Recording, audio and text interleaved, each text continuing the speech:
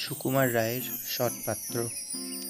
শুনতে পেলুম পোস্টা গিয়ে, তোমার নাকি মেয়ের বিয়ে, গঙ্গারামকে পাত্র পেলে? জানতে চাও সে কেমন ছেলে?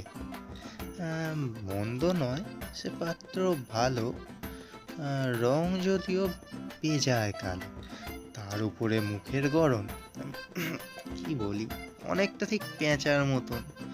বিদ্যে বুদ্ধি বলছি মশাই, ধন্যী ছেলের অধ্যবসায়।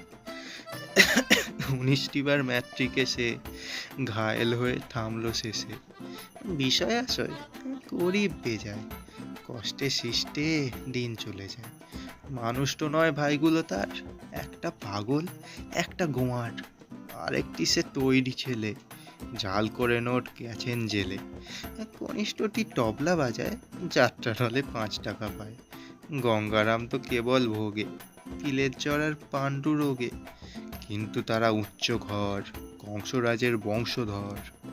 শ্যামলাহিরি বনগ্রামের, কি যেন হয় গঙ্গারামের। যাই হোক, এবার পাত্র পেলে, এমন কি আর মন্দ ছেলে।